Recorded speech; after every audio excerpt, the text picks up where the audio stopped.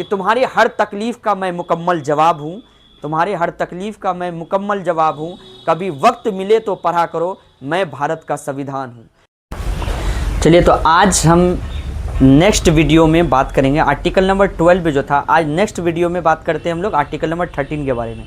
Article number 13 कहता है अल्पीकरण के बारे में, जिसको इंग्लिश में कहते हैं डेरोगेशन। इसका मतलब यही होता है, 13 का मतलब, डेरोगेशन का मतलब कि आपका मौलिक अधिकार वह मौलिक अधिकार कभी नहीं हो सकता जो किसी दूसरे को तकलीफ़ दे। वह मौलिक अधिकार कभी मौलिक अधिकार नहीं। जैसे हमें अभिव्यक्ति की आज़ादी है, तो ऐसा है कि हमें अभिव्यक्ति की आज़ादी है, तो हम अगर हमें घूमने फिरने की आज़ादी है, तो अब घूमने फिरने की आज़ादी मतलब कहीं पे भी चले जाए, नहीं।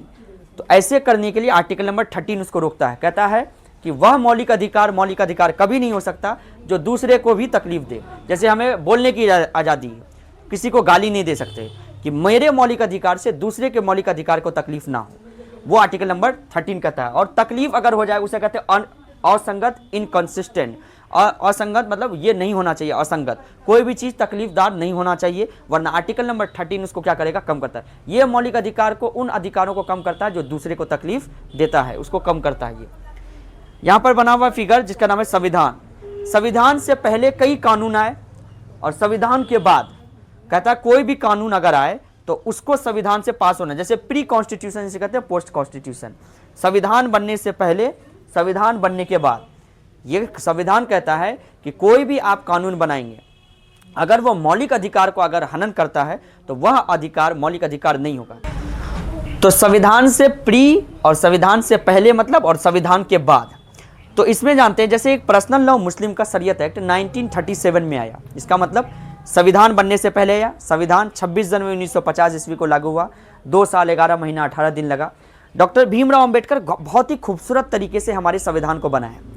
उन्होंने कहा कि जो प्री टाइप का, जो भी आएंगे उसको पहले संविधान के मौलिक अधिकार से इंटर करना होगा। अगर वो पास हुआ तो आगे वो कानून पास होगा। जैसे ये मार्कर लेते हैं, अगर कोई ऐसा कानून है जो यहाँ पर है, इसको पहले संविधान के बॉक्स से पार होना होगा। अगर ये एग्री होता है इस चीज़ को, हाँ ये कानून ठीक है, तभी ये आगे बढ़ेगा। उसी तरह अगर हम पोस्ट की बात करें, कुछ ऐसा सरकार कानून, जैसे इलेक्शन अभी हो रहा है, हम सरकार के खिलाफ अगर कुछ भी बोल दिए या अगर सरकार गलत करता है, तब ये मानी नहीं कि हम उसके अगर उस खिलाफ बोले तो वो एक कानून ही बना दे।